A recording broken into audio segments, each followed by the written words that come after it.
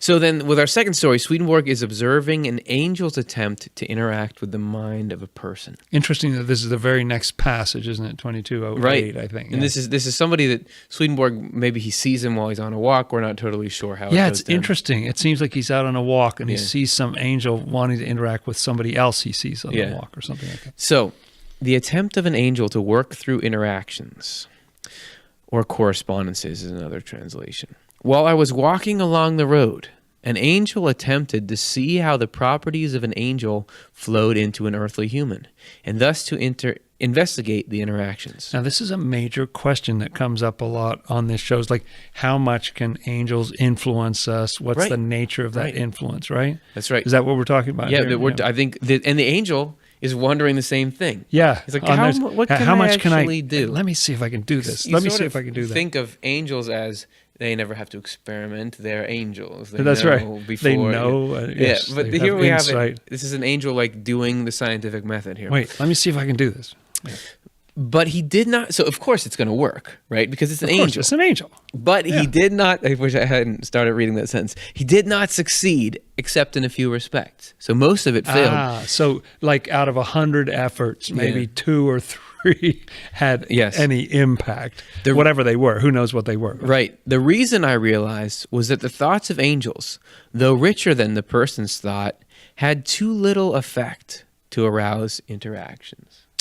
Huh. So they didn't have impact. Yeah. Somehow. So even though in and of the angel, in the angel's mind, what's going on, that thought is just really deep and rich and wonderful, but you can't export it. Yes. Even in this world, isn't it true? You can't just kind of do a mind dump and someone else, it's like you sorry, I don't follow you, whatever you're saying. Get it?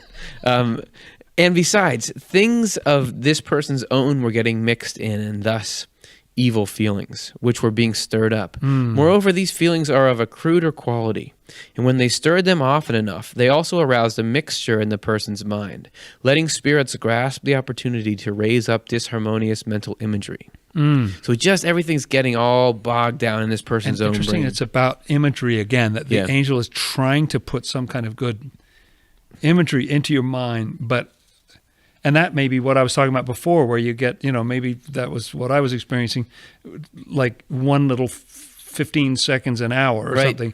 Maybe they were trying the whole hour, but I'm only receiving you finally one little tiny fragment of it. Right. In short, the effect of an angel's mental imagery is extremely limited and cannot possibly lead a person on earth. So this is one example he's giving, and the reason we put it here is, and it's not.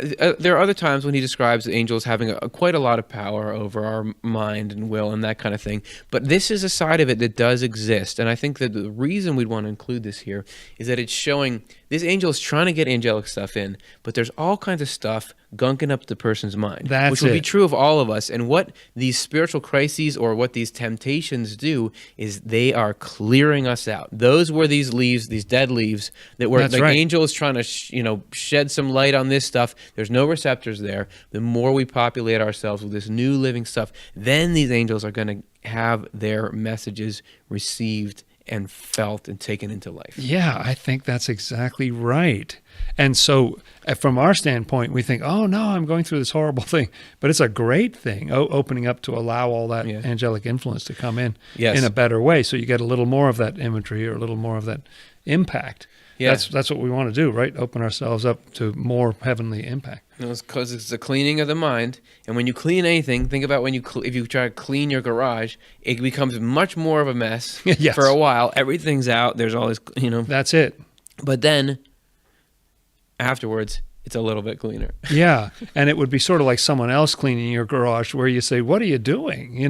Yeah. It's like you've completely messed up my garage. No, I need all 6 of those bicycles. And you don't realize, no, that's on the way out. Yeah. You're seeing it.